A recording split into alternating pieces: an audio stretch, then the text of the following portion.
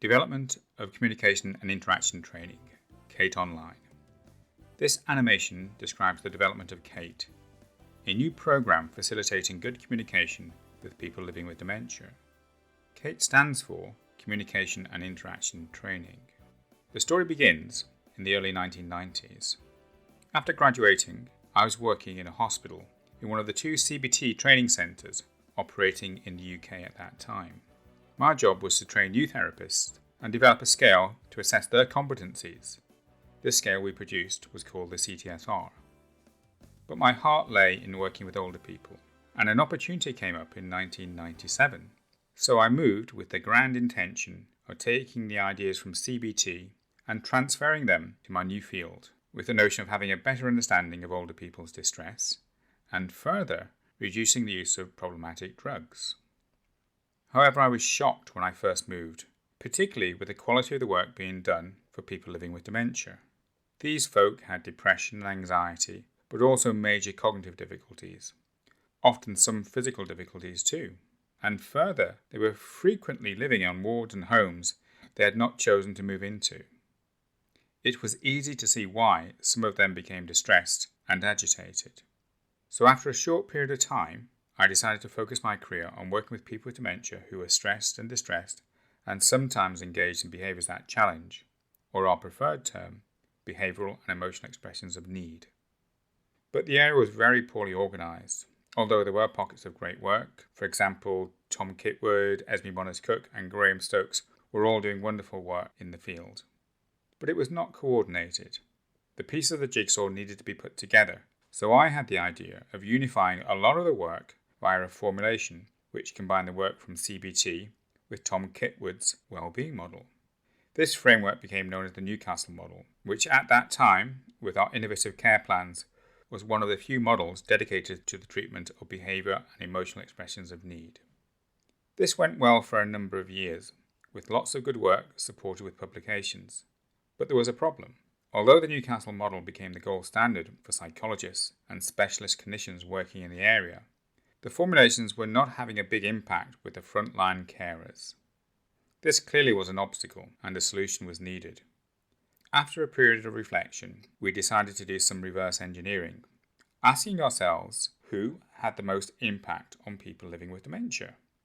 Obviously, this was the carers. We also asked ourselves, in what way was the impact being experienced by the people living with dementia?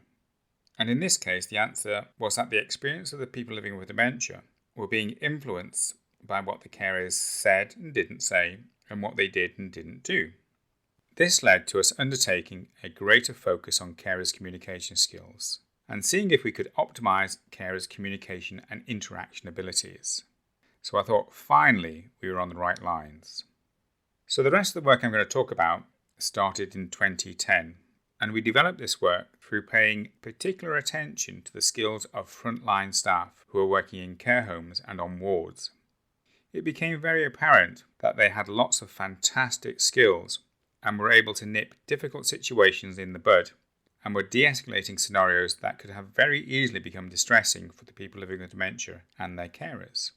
We label these abilities as microskills. When using such skills, the staff were often not conscious of exactly what they were doing. In many situations, they were behaving very effectively, but were not conscious of the skills they were employing to achieve these good results. So part of our job was to help them to learn to articulate these skills, helping them to become more dementia care literate. The culmination of this work was the development of a training program based on our observations of carers, and this we call CAIT. With the first paper published in 2015, this program developed into 6 modules, and it became a magpie package borrowing ideas from many different areas: customer care skills, tactical de-escalation skills from the forces, etc. The content of the modules examine many features. For example, one module examines what good communication should include, whether one has a dementia or not. Another looks at the nature of dementia and the changes associated with dementia, both the cognitive and sensory changes. It's important to know about these changes in order to be able to adapt and communicate better. Another module reviews carers' current skills and show how carers can meet the needs of people with dementia through communication. The modules also look at de-escalation strategies. And in the final section, the use of psychological therapies and formulations are examined. In this section, we also examine how the microskills work together with the Newcastle framework to get the best results. We perfected the CAIT tool in a 3-year programme in the local care homes in Sunderland, after which our intention was to continue to roll out CAIT over the next few years. But a storm was brewing in China, and COVID-19 hit us in 2020, calling a halt to the dissemination process. These were really difficult times for care homes, with lots of people needing help, both those with dementia and those caring for them. But for a time, there was a complete lack of access to the care homes, and there was a limit to the support we could provide directly. So at this point, it was decided to take CAIT and put it online. This required a lot of work and thinking of how best to do it. So what we decided to do was to develop CAIT-online as a toolbox, to have lots and lots of material which could be delivered either in our series of 6 modules or as small bite-sized teaching packages. To support the teaching, we included video clips from Teepa Snow, George Thompson. We also ensured the content was fully informed from the work of people like Kitwood and the new DCP guidelines, which I'm helping to publish. These guidelines will be ready in autumn 2022. So to visualise our aim, say an organisation chooses to use CAIT. They could simply receive training in it, and this would normally be done over 2 days.